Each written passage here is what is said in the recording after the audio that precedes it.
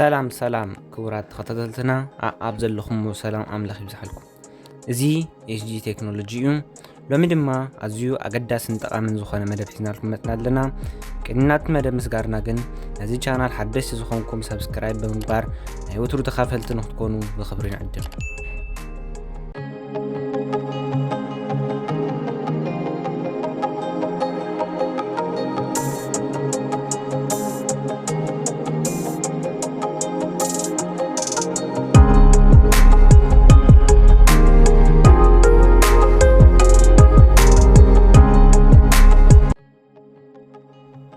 ናይሎም መደብና ሞባይልና ከመይ ጌርና ሰብ ንኸይትንክፋ መጠንቀቕ ከም ንገብረላ ይኸውን ክሳብ መወዳእታ ምሳና ንኽፀንሑ ንሓበርኩ ድሕሪ ዝሓፃር መሰጋገሪ ክምለሰኩም ሰናይ ምክትታል።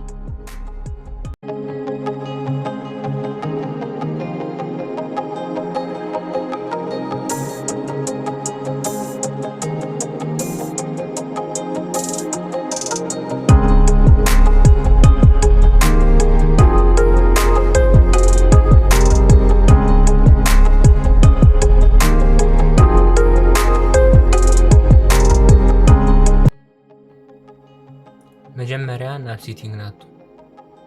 ናብ ሴቲንግ ናቱ ሴቲንግ ኣብዚ ንህለና ናብ ሴቲንግ ናቱ ንሕጂ ኣብ ሴቲንግ ሰዓተና ሕጂ ኩሉ ዘቕርበልና ኣብዚ ንሕና ዝደልኛ ሕጂ ሉክ ስክሪን ነደልና ዘለና እታ ዝደልኛ ነገር ኣብ ሉክ ስክሪን ክትቀመጠልና ንሓደ ሰብ ኩሉ ኸይፍት ከፍተልና ከም መጠንቀቕታ ትህበልና ማለት እዩ።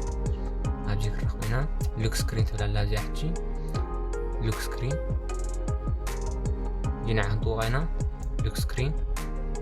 ሉክ ስክሪን መስኣተን ሕጂ ኣብዚ ዝተፈላለዩ ነገራት ኣሉ። ንኣብነት ኣብ መጀመርያ ንሪኦ ዘለና ብዛዕባ እንተኣሽሙ ስክሪን ሉክ ንገብረሉ ከም በዓል ፓተርን ፒን ንገብረሉ ኣብን ኣብታ ስክሪን ሉክ ታይፕስ ዘላ ሽዑ ድማ እዚአን ክልቲአን ድማ እዚ ዊጅ ናይ ሆም ስክሪን እዩ። ኣብ ሆም ስክሪን ክንገብሮም ዘለና ዊጅታት እዮም።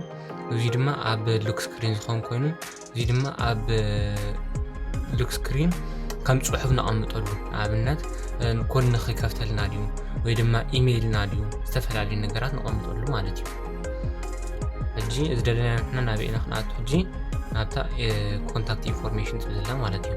ኮንታክት ኢንፎርሜሽን ሕጂ ንምንታይ ተጠቅመና ኣብ ሉክ ስክሪን ጥራይ ኮይኑ ሓደ ሰብ ብዛዕባና ክፈልጥ ወይ ድማ ብዛዕባና ኮንታክት ኢንፎርሜሽን ይባሃል ብዛዕባና ጠቕላሊ ኢንፎርሜሽን ንኽፈልጥ ትወያ ካልእ እውን ድማ ሓደ ሰብ ኮድ ንኸይፍትን ከም መጠንቀቕቲ ክንበላ እውን ፅሒፍና ክንገድፈሉ እውን ንኽእል ኢና። ሕጂ ንኣብነት ንሪኦ ሕጂ እዚ ከም መጠንቀቕቲ ክንጥቀመሉ ኢና። ሕጂ ኣብዚ እንታይ ኢልና ክንፅሕፍ ኢና ኮድ ምኽፋት ኮድ ምፍታን ኩልኩል ይበል። ንኣብነት ሕጂ ኮድ ምፍታን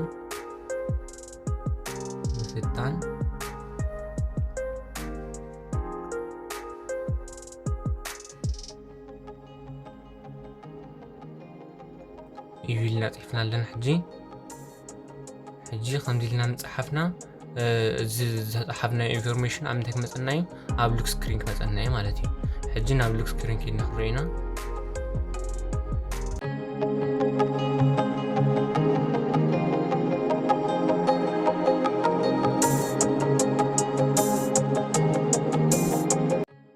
ኣብዚ ሕጂ ባዕሉ መፅልና ኣሎ። ሕጂ ኣብዚ ንህላ ኮድ ምፍታን ኩልኩል ዝብል ንህላ ኣብዚ ኮድ ምፍታን ኩልኩል ዝብል ኣሎ።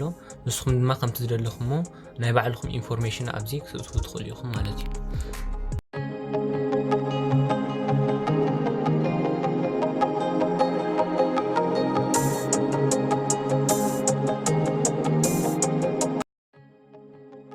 ናይ ሎሚ መደብና ነዚ ይመስል ነይሩ።